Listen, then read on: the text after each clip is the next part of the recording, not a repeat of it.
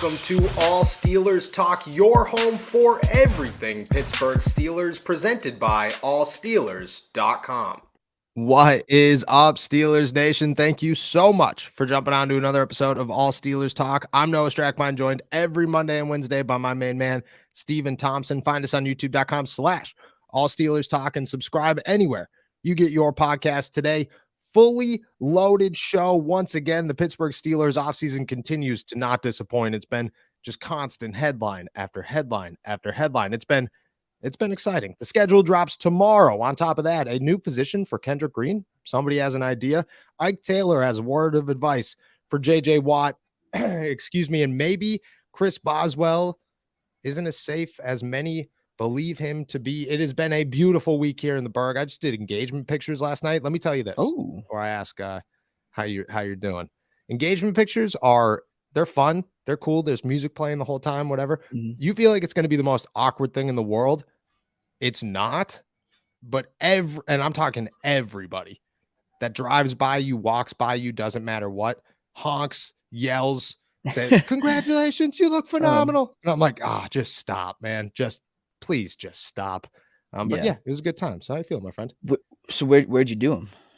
We did some at the house, and then we live in Highland Park, which is by the reservoir, and we went up there. There's like flowers and benches and stuff. So we did a couple up there. Then we did this like Beatles one where we're like walking across the street. That one. Okay. Excited about that one. Nice. Yeah, they came out well. Exactly. If I were doing my engagement pictures, I would want to do it in the most private place possible. I don't want people looking at me when I'm making like a goofy pose or something like that. No. The first time we did them we had a photographer at our engagement party, and she did photos for us there, which is, super appreciative of it. Mm-hmm. But like we were taking photos as everybody was coming into the party, and it just, she's like, she's like, look into each other's eyes, and and I'm just like, I can't, man. My grandmother's staring at me right now. Like, this is so awkward. That was bad. This one wasn't. It was fine. Like, maybe it's just because I didn't care. You know what I mean? I was just like, well, I'm in a full, I had dress pants and a button up are on. So like, I was like, people know, like, it's not like a Tuesday afternoon and I'm just casually walking around the park in a suit. Yeah. So everybody knew what was going on. It wasn't bad. And I also all props to photographers, because she was 100%. She's like, no, everything's going to be fine, and smiling and kiss it up. And I'm just like, all right, man, cool. Whatever. She did ask if we were cool at PDA. I guess people aren't cool at PDA. Like, I couldn't imagine engagement pictures where you're just like, where you stand like 5 feet apart. Yeah. Couldn't. I don't know. I was just like, yeah, man. Do people not do that? Do people like awkward prom pictures from high school or something? That's what I thought we were taking. That's what it was my anticipation, but it wasn't. It was a good time. It was fun. The cats tried to sneak their way into every single one of them. Surprised you didn't make them a part of this. We wanted to make them a part of everything, but because at this point, I mean, everybody listening, it knows that like I am cat central over here, unfortunately. But only one of them tried. The rest of them hid immediately. They were just like, nope, people are here, not about it, we're out. So you only got 2 hands, 4 cats, right? Too many cats to hands. It's just not. It's not working. Cats. But it's a beautiful week out in the Burgh. As always. How you feeling, my friend? I'm on the opposite end of the spectrum. I don't know if you watched any NBA playoffs. I did watch the game last night. That was actually one of the most infuriating things I've ever seen in my life. I watched it. It was my roommate was there, was like watching with me in our living room, and I kept yelling stuff, and he was looking over at me like. I was being a little obnoxious, but I felt like it was justified. That was very irritating. So I did not. It looked just awful. And the worst part is, I think like you might be familiar with this, but the worst part about like a big loss is having to like talk about a big loss. Like, you can't escape it on like Twitter or anything. Like you just hit over the head constantly with. So, but especially in the playoffs against, I want to say like your biggest playoff opponent that you could match up against. Yeah. That's it was a rough one. That was the worst game I've seen the Celtics play in a while. And I've been, trying, I try to support all my boys' teams a little bit here and there. And the Celtics, when they come on, I'll watch them, but that was rough. I turned it off at the end of the third quarter. I was just like, okay, Yeah, you probably spared yourself a lot of pain. Well, I don't know if you Yeah, probably wouldn't yeah. I feel as wasn't. bad about it. I was more just like, man. I said it probably about a dozen times eating dinner. I was like, man, Steven's got to be pissed. I Steven's not enjoying this game. was. Yeah. I'm excited to talk football instead of Yeah, basketball. yeah. Let's talk some Pittsburgh Steelers football. As I said, the schedule drops tomorrow night, 8 p.m. I think the biggest conversation is obviously the games, but the biggest conversation to me and to you is the fact that the NFL has decided to make the schedule release a 3-hour propaganda of just complete nonsense. Like, what are we doing here? Why do we need 3 hours to release a schedule? Just give us the games. It's way easier. That's all we care about, anyways. I do not care about the analysts talking about these games, but it's here. We are 24 hours away.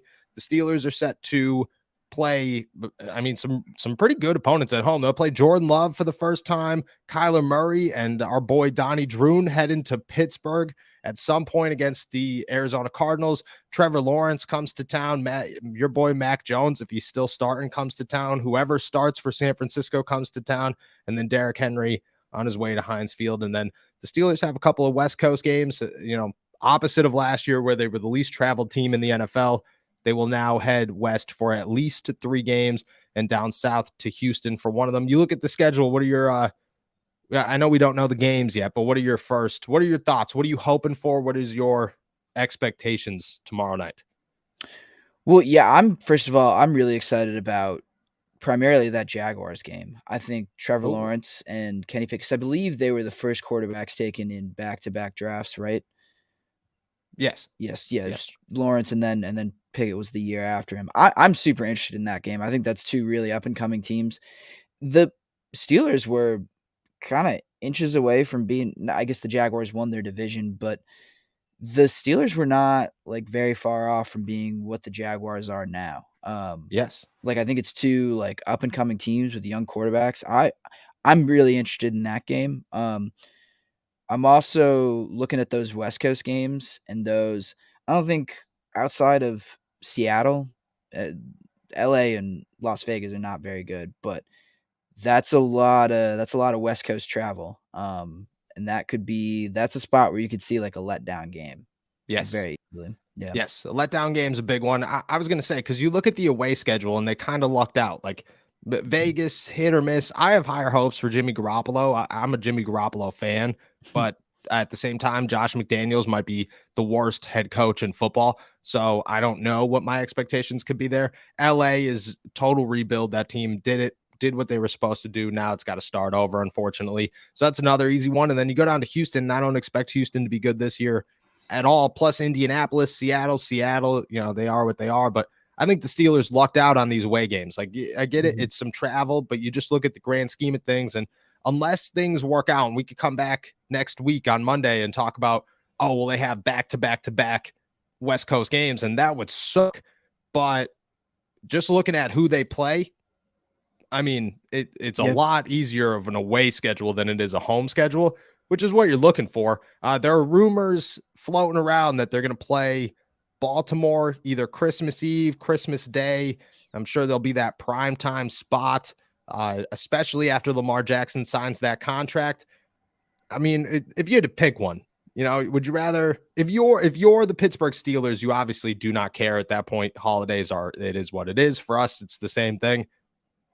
Do you look at this? Would you look at this and go, man, that'd be a perfect Christmas Eve game, perfect Christmas Day game? Or are you saying put them in the primetime spot on the 23rd and let's rock it like that? Primetime spot, personally, primetime spot in the 23rd. Yes. So selfishly, that is my ideal scenario. But look, if you want eyeballs, I think that those are going to be really good games. Like I don't know, we talk about it a lot, but the Steelers are getting better. They're in position to compete right now. The fact that the Ravens are actually got Lamar back under contract, drafting Zay Flowers is kind of big, but like I think you're gonna get a really great game. Yes. So to that end, I think if you want the most eyeballs on it, you got to do like Christmas Eve Yeah. or That'll be like what? Week 15 too, just about week 15, week 16. yeah, So at that point, like you're hunting for the AFC North, you're hunting for, playoff.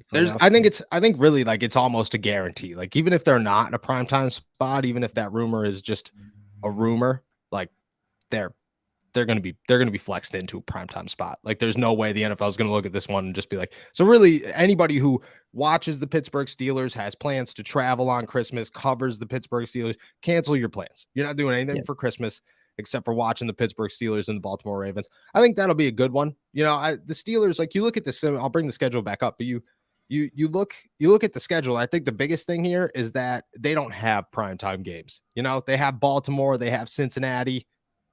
That's it. You know, like they don't have maybe Trevor Lawrence, but even then that's like a low end. We just talked about the Jets and the Dolphins on the first ever Black Friday game. Boring headline. Yeah. Lawrence versus Kenny. Yeah. Like, you know, you could make something out of that, but again, boring headline, nothing super fancy there. Wow. I think, what are you saying? Here's some breaking news as we talk here right on the pot. According to Benny Arthur, the Tennessee Titans could possibly release quarterback Malik Willis a year into their draft pick, a guy that the Steelers were in on, a guy that the Steelers should have had, which, I mean, you know, not to change direction here, but I mean, you look back at that. That's the best decision. Yeah, that's the best decision the Steelers have made in a long time, and we were way off, but I'm glad that we were. Yeah, I mean, God, the Titans are in such an awful spot. Spot. They might pick first overall next year. They are that bad. Like, I think they are genuinely going to be that bad. I don't know what their future looks like. I don't know. They didn't even get a quarterback, right? Or did they get Willis? I think Willis was their guy. I don't think they got a quarterback. Maybe they drafted a late one this year. Where did Will Levis go? Will Levis went to the. See, like, you don't pay attention. The Titans. Will Levis, yeah, the Titans. He's in the Titans. I had a feeling he went to Tennessee, so he might be there. I'm not very optimistic about that either. Like, no. Especially as a rookie, like you're not going to turn that ship around. There's nobody to throw the football to. You know, your offensive line's a little weak. Derrick Henry. I mean, how long could he just do it all?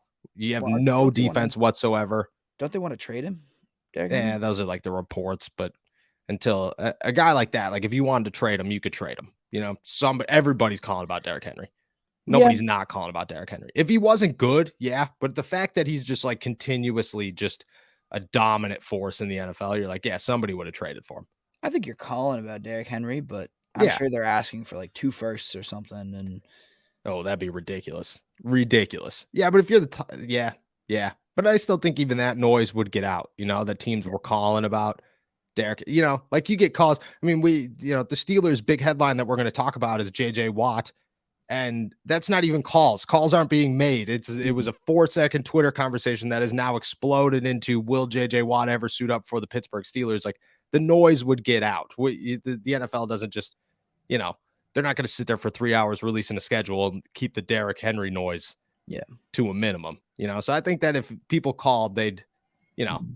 But I agree. I don't think the Titans have no hope. Malik Willis, that's a rough one for Malik Willis. Let's ask this. Let's toss this one out there. If the Titans release Malik Willis, do the Pittsburgh Steelers pick him up? They loved him.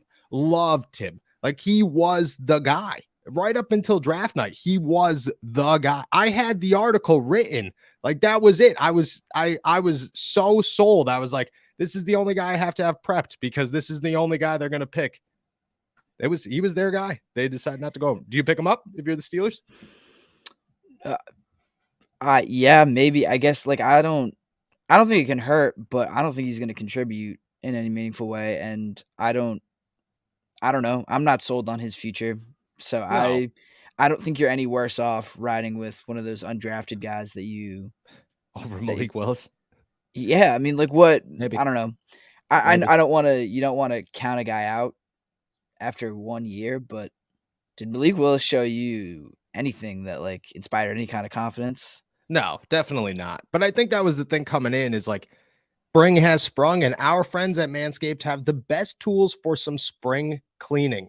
They've already helped you tidy up all the nooks and crannies of your body's basement, but this year, Manscaped can help you get the perfect presentation on that beautiful face with the brand new Beard Hedger Pro Kit. Make sure you look your best this spring by using our code STEELERS20 to get 20% off and free shipping at manscaped.com. It's time to tame your mane with the Beard Hedger Pro Kit. The sun is peeking back out, which means you'll have to show off your face in the daylight once again. So, use this kit to make sure your scruff looks award-winning, whether you've got glorious beard flow or some smooth, sleek cheeks. The kit starts off with the Beard Hedger, a waterproof cordless trimmer with a rotary wheel that gives you 20 hair cutting lengths, all with one guard. So, no more messy drawers full of add-ons. It also comes with titanium-coated T-blades that are tough on your hair but smooth on your face, leading to single-stroke efficiency that brings satisfaction one stroke at a time. The Beard Hedger is a high-tech piece of art in a travel-sized package with a long-lasting battery, universal charging, and a strong motor. Next, the kit has the liquid goods to make you feel good. Starting with the beard shampoo and conditioner, you can treat your beard like you treat your pubes. That's why the kit has a special shampoo and conditioner designed specifically to moisturize, reduce ingrown hairs, and replenish your beard's natural oils and promote beard health. The Pro Kit also has Manscaped's beard oil. The nutrient-infused oil relieves dryness both on the beard and the skin beneath, while still adding a little shimmer and shine to liven up your look. And cap it off with the Beard Balm, a pomade that shapes, styles, and moisturizes, bringing the amazing scent of fresh eucalyptus, rosemary, and lavender essential oils. Not to mention, the Beard Hedger Pro Kit comes with 3 free gifts: a beard brush, a comb, and scissors to ensure your beard is ready to impress. Save 20% off and free shipping with our code Steelers20 at manscaped.com. That's 20% off and free shipping with our code Steelers20 at manscaped.com. Focus on the face and use the Beard Hedger Pro Kit for the cleanest look in the game. Fellas, have you ever wished you were a little bit taller? Maybe you matched on Tinder, but her profile says must be over 6 feet. Maybe your date wants to wear heels, but she can't because it will make her taller than you. Well, I got the short kings covered with today's sponsor, Kenzuri. Kenzuri makes shoes that makes you up to 2.8 inches taller without anyone knowing. Look, girls get heels, makeup, and push-up bras. Why can't men get a boost in confidence too? We're all the same height laying down anyways, if you know what I mean. For a limited time only, our listeners get an extra 15% off your order with our code ALLSTEELERS at Kenzuri.com. The site is already 30% off, and with our code, you get an extra 15%. That's 45% off your entire order. Support our show and check them out at Kenzuri.com and use our code ALLSTEELERS. Look, I'm 5'8", but I tell people I'm 5'10", and now I don't have to worry about somebody who's actually 5'10" standing next to me and calling me out. It happens all the time. Not only do Kenzuri shoes make you up to 2.8 inches taller, but they're also incredibly stylish and comfortable. These are not old man Velcro shoes. You'd get compliments on your Kenzuris even if they didn't make you taller. They have styles for every occasion too. Smart, casual, sporty, you name it. The height insoles are actually built into the shoe, so no one can tell you're getting a secret height boost. The brand is also hidden on the shoes and the packaging. It's really the ultimate height hack. Life's short, but you don't have to be. It's time to level up your playing field, boys. Maybe update that dating profile to 6 feet. Kenzuri is an absolute game changer when it comes to your dating life. On top of 30% off site-wide, our listeners get an exclusive 15% off discount at Kenzuri.com with our code ALLSTEELERS. That's a total of 45% off your order. Use our code ALLSTEELERS at Kenzuri.com. Go to Kenzuri.com with our code ALLSTEELERS. When I want to get high, I put on a pair of Kenzuris.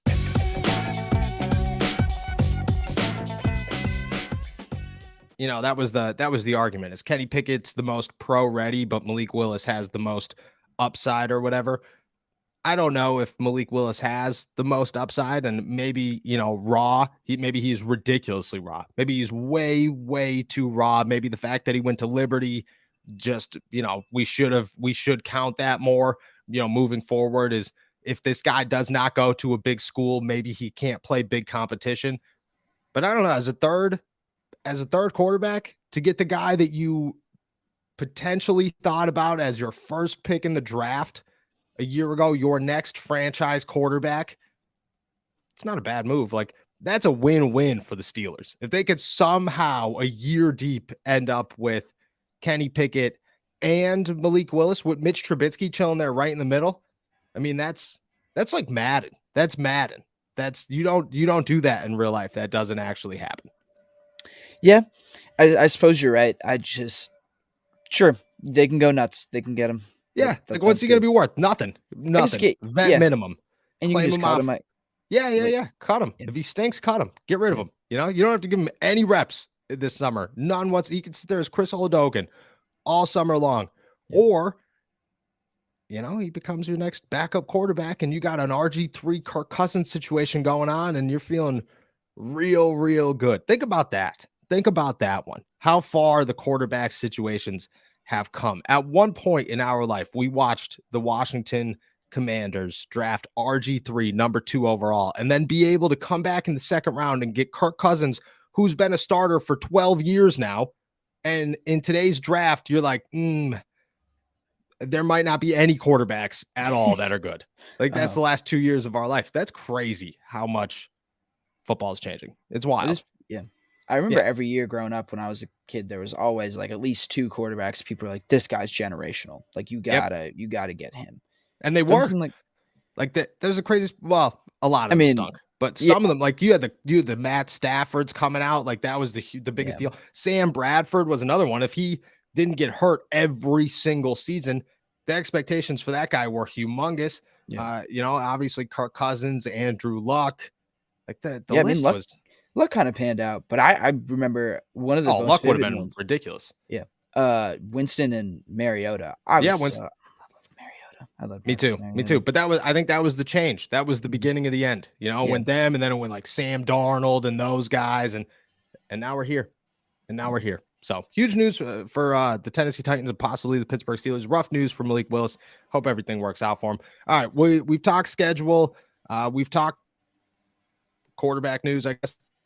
Yeah. Second thing on the agenda, we'll say Vince Williams has an idea for Kendrick Green. Tossed it on Twitter yesterday. He said, I honestly do think Kendrick Green would be a ridiculously good fullback, a bigger Rosie Nix. Rosie Nix is a former Pro Bowler for the Pittsburgh Steelers. You used to ask running backs in Pittsburgh. I remember asking James Conner once, like, Rosie came back from an injury. I was like, hey, how excited are you to get Rosie back?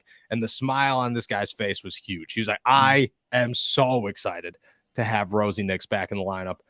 Kendrick, I mean, that's what you know about him. You know, he's super athletic. You know, he's way too small to play offensive lineman in the NFL. And you know, he's aggressive and he's mean. Yeah. Does it work? I mean, he's still 315 pounds, which true might be good to block with, but I don't know. I feel like you got to be a little bit more athletic to be a fullback. He'd have to really change his body. And for a guy like that, like, are you going to completely give up on being an offensive lineman? Because, like, once you drop to a weight that a fullback plays at, it's going to be pretty tough to get back to what an offensive lineman plays at. So, it's over. You're not going back. Like, there's no way. You're like, I weigh 240, and your body can't handle that. The dysmorphia would be crazy. Yeah, it would be nuts. So maybe I just feel like Kendrick would be a little, like, if you approach Kendrick with that idea, he would like slap you in the face or something. But like, okay, but if you approach Kendrick with that idea, or you say the other alternative is you get cut. Yeah, that's true. Like, I don't think he's got a shot at making the roster right now. I just don't. I don't look at him as a guy. I think you give Spencer Anderson an opportunity over this guy at this point. You know, you keep Kevin Dotson if nobody calls about Kevin Dotson, but there's just too many names there for you to say Kendrick Green's going to stick around for another year. Maybe you put him on the practice squad, but if you could go in, because you'd have to do it early enough, you know, like it'd have to be the beginning of the summer type situation. And you say, hey, Kendrick, you know, let's try a fullback. Let's see what happens. We don't have a fullback. All he's got to do is compete with Monty the Mullet Pottenbaum, who, you know, should already be on the roster, but he's not yet. He's got to prove himself. I mean, maybe he takes it. Like, most offensive linemen lose weight anyways after their career. Nobody stays 330 pounds after retirement, at least most guys. Maybe that's the career change. Year 3, I feel like early enough to get it done. Still on a rookie contract. Maybe. That's just what leads me to believe that he is going to get. Like, do you think there's a trade market for Kendrick Green? No. Really? No. None. None at all? Zero. Like absolutely zero. So the way the NFL works is if you're a smaller offensive lineman, you move inside. You move the furthest inside you could get. And he's already too small to play guard, which means that you have to play center. And he stinks at playing center. And then he opened up about saying, I don't want to play center, which ruined any trade market that this guy had because the team would only look at him to play center. Nobody's going to trade for this guy and say, let's get a 5'10" guard with shorter arms than, anybody on our team and say, hey, come on, we'll try to make you work. No, he's a former 3rd-round pick. Those guys fade out. Zach Banner was a former 4th-round pick, I believe, has starting experience, won over the Hearts in Pittsburgh, lost a bunch of weight, was literally set to start, suffered an ACL injury, is pretty much out of the league at this point. I don't think that draft pick really holds ground, not for linemen. Oh, like you mean like, oh, we drafted this guy pretty early. Like we got to. Yeah. I think that would be the only thing. Like, is the fact that teams would look at him and say, well, he's a former 3rd-round pick, so there had to be something there. I don't think that holds that ground anymore. Mm-hmm. Just don't. Yeah, I agree with you. I think this just disappointing for him. For that to be, he's considering that at all. I completely agree. He is slim to none chance at making the roster, and I guess you should consider it if you just want to play. So all I got to do is get on the field. Could you imagine Kendrick Green run down on some special teams, playing fullback, trying to make some tackles, just thumping people? I mean, It would work. The dude would be so out of shape, though. It would have to take a full year. Like, you'd have to put him on the practice squad and say, totally change your body to be a fullback. And that's also for play fullback for the Steelers. Like, Steelers, if Kendrick Green does this, they have 3 fullbacks, which I feel like is too many. Yes.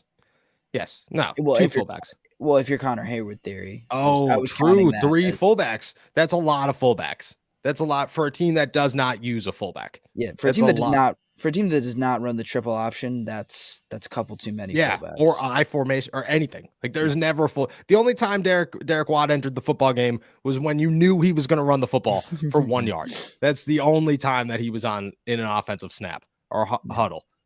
Yeah, I agree with that one. Maybe. I don't know. I think you toss him. If I'm Mike Tomlin and I'm Matt Canada, Kendrick Green's not making the roster unless he comes out here and impresses.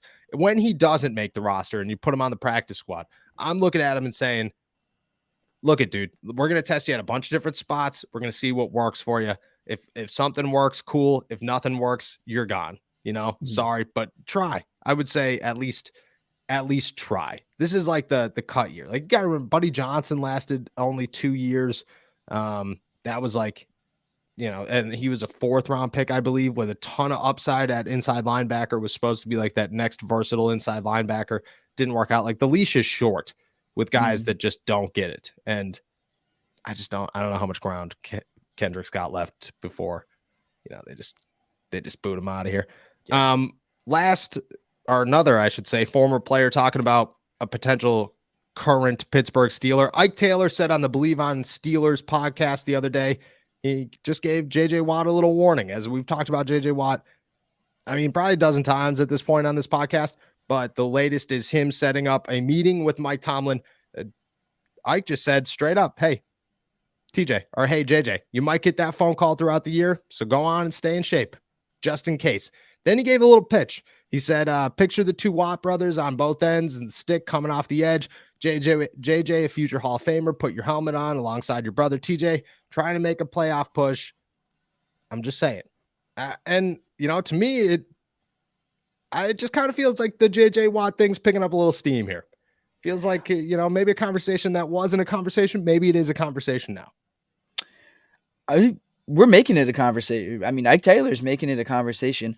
I think the funniest thing about this is the implication that like JJ's sitting by the phone waiting for a call from Mike Tomlin. He's like, "Oh, I'm so ready. I'm so ready. I Yeah. want to get back in." And I think the Steelers would have to do some recruiting to get this done. But yeah, no, Hey, that's that just recruiting is JJ did his own recruiting there. Let's be honest. that's true. Be honest. Yeah, but I agree with you. I don't think JJ has any intentions right now of coming back to the NFL. But at the same time, you know for a fact that first year out of the league, there's no way you're sitting around going, I am totally fine not playing football. Especially a guy like JJ Watt. Like the dude was a monster. He had 12 sacks his final year in the league. Like he's still got gas left in the tank. Plenty of it. Future Hall of Famer, one of the greatest defensive ends to ever play the game. You're telling me week 15 rolls around, 14 rolls around, the Pittsburgh Steelers are whatever, what would week 14, you're 9-2, heading into the playoffs. Kenny Pickett's looking so good. This defense is dominant. TJ's having a great year. And Mike Tomlin, who you have already talked to a number of times, and you came to visit the facility during the summer, because I imagine he shows up during training camp. That would probably be the easiest time for him to just show up and not get in the way of anything. You've already had that meeting. Mike T calls you up and just says, hey, JJ, look it, man. I just want to brush the water here. I just want to see how you're feeling. If if there's any thoughts of maybe coming in here, making a little playoff push. You're telling me a guy who doesn't have a Super Bowl ring, who has the opportunity, who gets the phone call from the most legendary, outside of Bill Belichick, but I still think Mike Tomlin holds more ground than Bill when it comes to like getting players to come to play for him. I think Bill Belichick's the greatest coach of all time. But I think if Mike Tomlin calls you or if Bill Belichick calls you, you're very much so more interested in Mike Tomlin because of just, who he is as a person compared to Bill. But Mike Tomlin calls you and your brother is on the team and you get an opportunity to go make a playoff push on a team with the Super Bowl window with your brother. Like you're telling me that you're not at least having the conversation. No. I think you are. And I think those feelings, I think you made a good point that first year after you retire, your feelings, like you probably get more content with retirement the longer you're in it. Yes. So I do think those thoughts are swirling in JJ's head. I'll believe it when I see it. Like obviously. But yeah, no, that's week 15, week 14. Just you think it's mid-season? He doesn't like. I think if you're coming back, you're coming back. You know what I mean? You're going to enjoy retirement. You're going to enjoy some football because it's easy to say no when there's no football on the television. After 14 weeks of watching this, and you know what team he's watching. You know what team he's watching every single Sunday. It's not the Houston Texans. It's not the Arizona Cardinals. It's TJ Watt and the Pittsburgh Steelers. That's the only game he has on every single Sunday. You're telling me you get that like, you know what I mean? Like I got chills talking about it right now. As just being on the phone. Oh, I don't know. I don't think it's an immediate yes. I don't. But I think that if it happened late in the season and the Steelers were in the right situation, I have a hard time saying it wouldn't happen.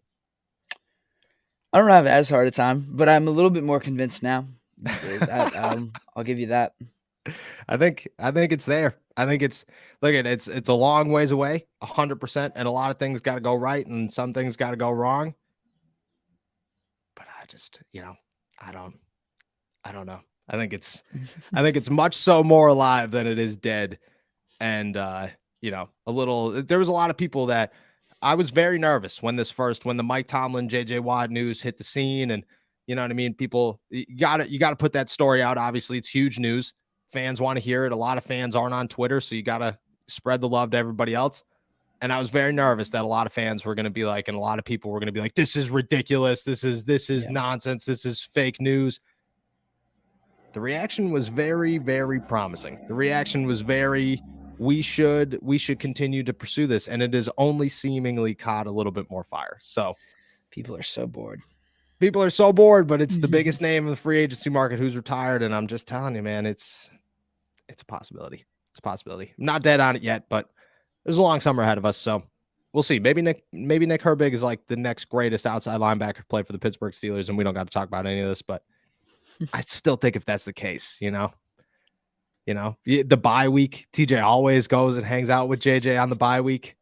Well, we can then next week we can pinpoint after we know the dates and everything. Yes, when it is. Yeah. Could you imagine if the NFL gave him like a week 14 bye week? Oh my gosh.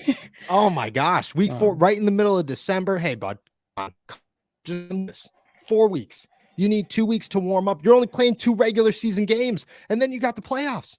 Just come dominate the playoffs. Yeah. Well, I mean, and he would play like what? 10, 15 snaps. Yes, 25 snaps a game, max. Probably more in the playoffs. You're probably getting in there a little bit more in the playoffs. You're probably, you, Larry Ogunjobi, you're playing everything. I don't know. I don't know. Firepower. They're all about firepower, and there's no better firepower than JJ Watt, I believe. All right, next thing I want to talk about. So Bob Labriola of Steelers.com actually tossed out a very interesting take on Chris Boswell in the kicking competition, saying that for the first time in a long time, there might actually be a kicking competition in Pittsburgh.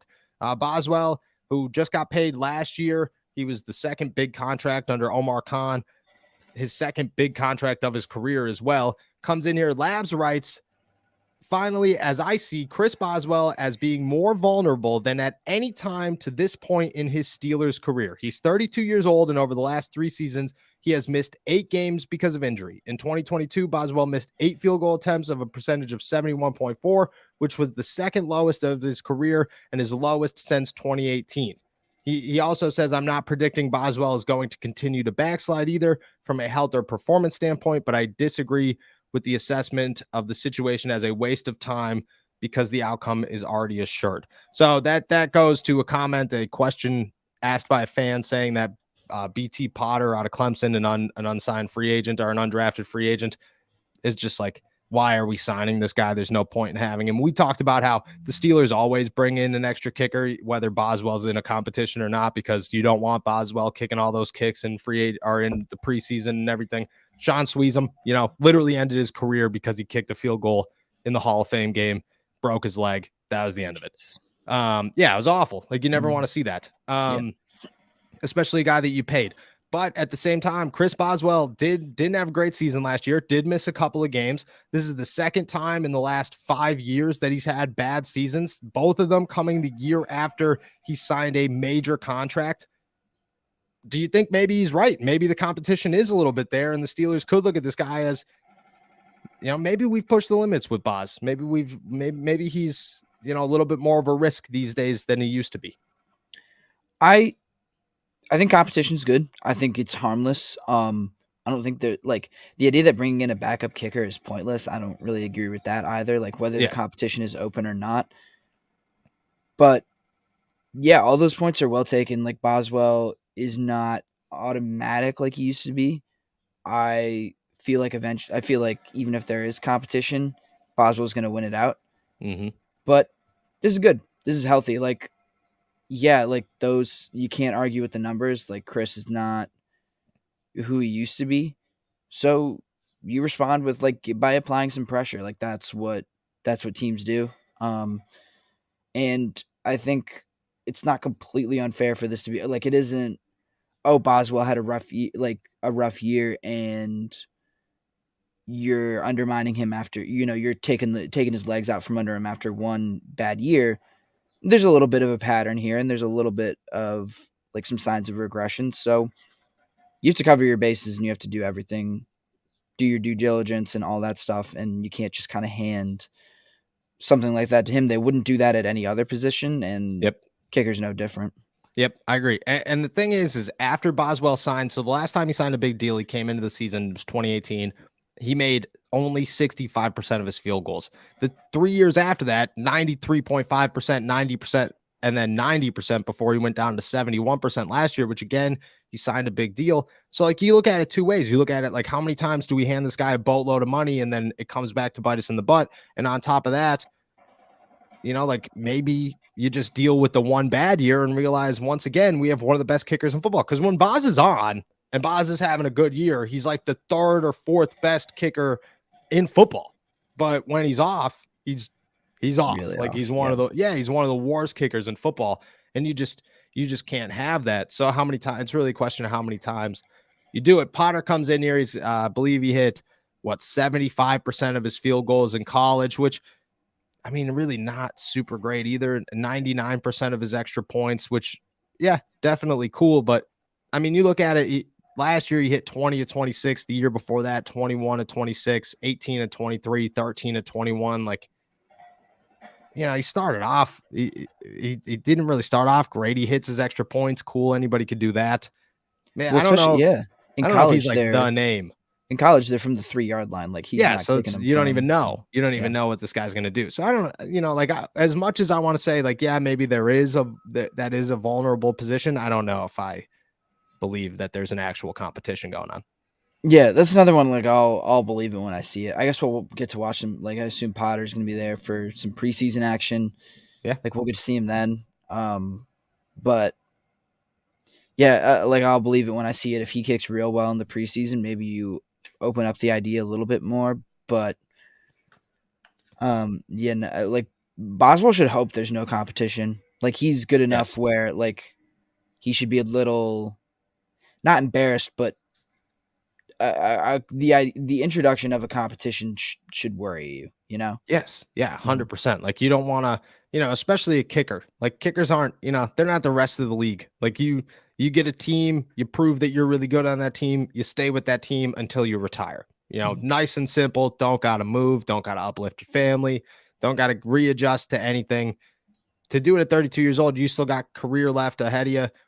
You're definitely going to get signed somewhere else. Like, yeah, you don't want that. Nobody wants that. But I agree. I think it's Boz's to lose, not Potter's to win. Yes. It's going to be tough. Like, but I could see, in years past, like Boswell wouldn't kick at all for days at a time during training camp. Yeah. I could see that making a change this year where maybe they really do push him a little bit, see what he's got. All right. Last thing I want to talk about is the Pittsburgh Steelers given literally zero opportunity to win the AFC North. The Caesar Sportsbook put out their latest odds on the division. The Bengals are obviously in first place with plus 120 odds, followed by the Ravens at plus 275. Then the Browns at 360 and the Steelers all the way down at plus 550 to win the AFC North. I mean, it's hard to argue the Bengals until the Bengals lose. You kind of expect them to be the winners. The Ravens, they got some hype going on because of Baltimore. The Browns. At what point do we start realistically looking at the Cleveland Browns and saying this team's really not that good? Yeah, exactly. Like that's another one where I'm like, you have to prove it. Like you had all these great pieces supposedly, and I understand Deshaun Watson only played 4 games last year. Oh, 8 games. 8 games. He played that many? Yeah, I believe he came in halfway through the season. I don't really pay attention to Deshaun Watson. Yeah, I try to avoid that as much as possible. Too much. No, he played 6 games, so you were right. 6 games. Split the difference. Yeah.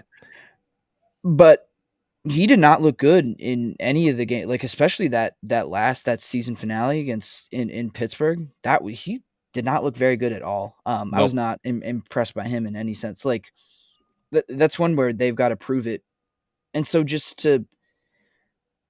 it's not just the fact that they are ahead of the Steelers in this. They are so significantly, like, that's a wide margin. Wide. I don't understand that at all. I really don't. No, you're looking at that and going, like, if you're just like taking a guess, the Browns are finishing 9-7 and the Steelers are like, 5-12, 5-11. I guess not 5-12. Be 5-12. Like that's the gap. 550 is a huge gap between, what is it, 350? Like there's just, you can't, like, that's just, it doesn't make sense. Like looking at the Steelers and what they did this offseason and what they did at the end of last year and saying, oh, well, the Browns stunk, but we expect them to get better. But the Steelers, they finished strong, but we expect them to be worse on top of having a much easier strength of schedule this season. I mean, like I would not take the bet and say that they're going to win the AFC North. But if there was an opportunity to say they're not going to finish last, if there's some bet there, I would hammer that thing with as much money as I could possibly safely put down on that bet, because there's just no way. Like there's just no way. Mike Tomlin's never had a losing season ever. I don't expect it to be this season.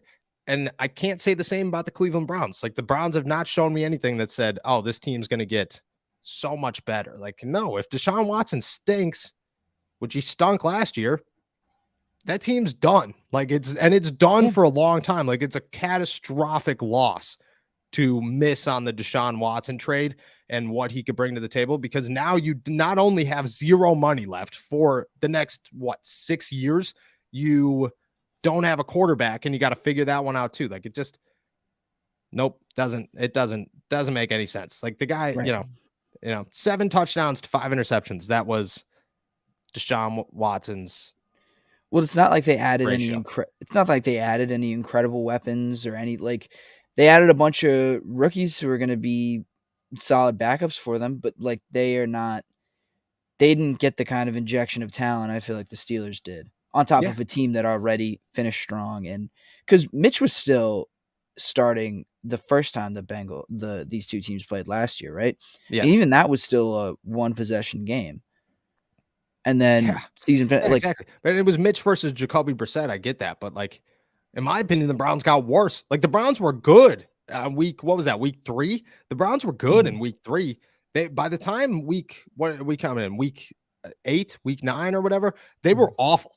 They were so bad, and they just progressively got worse. And I don't know. They signed Dalvin Tomlinson.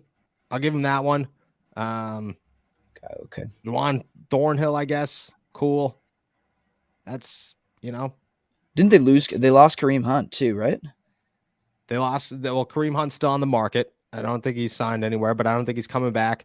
They don't have Jadeveon Clowney again. They lost Jadeveon Clowney. They signed Mike Ford, Matthew Adams. Don't even know who that is. Oh, they did get Elijah Moore. That's a pretty good one. We'll give you. Yeah, I'll give you Elijah Moore, but I still don't think that moves. It's not even about the weapons. Like, I thought he had weapons last year. What was wrong with Amari Cooper and Donovan Peoples-Jones? Nothing, in my opinion. Plus David Njoku was coming up. You have the best running game in football. Like, the pieces were there, man. If you couldn't do it last year, what's gonna change this year? Meanwhile, the Steelers, like you said, they got better. So I don't know. Again, I don't think they win the North. I don't think so at all. But But they're certainly better than the Browns, and they have a chance to be better than the Ravens, I think. Yes, 100%. 100% agree. I think the Ravens are a giant mystery. I don't look at them like Lamar Jackson, in my opinion, is a Super Bowl worthy quarterback. Like, I think this dude could do everything that you expect him to do, but you don't know what his health is going to be. You don't know what the new offensive coordinator is going to be. And I'm not going to sit here and say Odell Beckham Jr. is going to play 17 games or play them at a level where you're like, this guy is the wide receiver 1. Yeah. So just no, needle wasn't moved at all. Plus that defense got worse, and they're probably going to get rid of Patrick Queen at some point this summer as well. So nope, just no. The AFC North got worse, and this Pittsburgh Steelers got better. The Cincinnati Bengals got better too. I will give you that. Like, Orlando Brown's a huge pickup, but I just, bad odds. Real. Some of the worst odds I've seen, if we're being honest, for the Pittsburgh Steelers this offseason. And it is just annoying that you can't, I can't bet on that and be like, oh, I can get some value off of that. It's just like they got to win the North. Yeah, they have to win the North, which they're just going to be better than. I can't bet on Steelers to finish in 3rd or 2nd or. That would be awesome because, but even then, like, you're taking a risk. Like, I'd probably go 2nd over 3rd maybe, but I'd like if it was just like, do the Steelers finish with a better record than the Browns? Yes. Like, like just yes or no. Yes. And now whatever those odds are, I'll take them. If they're negative, hammering it, like, and I don't know what the Browns over under is, but I would imagine it's right there with the Steelers, and I would take the under because I don't think the Browns are walking away from the season as a promising football team. Absolutely. I think they enter the panic territory once again, and the life cycle of the Browns and their fans. Sorry for them. I was gonna say familiar spot. Spot for them. Yeah. The NFL life cycle is a constant, and the Browns are unfortunately part of that. So it is what it is. With that, we're heading out of here. Thank you guys so much for jumping on to another episode of All Steelers Talk. Make sure to subscribe to us on YouTube, youtube.com/All Steelers Talk, and find us anywhere you get your podcasts. And check out all of mine and Steven's work at allsteelers.com and insidethepanthers.com. Make sure you guys are keeping up with us on social media and on All Steelers. for all the schedule updates, predictions, and rumors that drop over the next 24 to 48 hours. Appreciate you. Have a beautiful day in the Berg. Peace.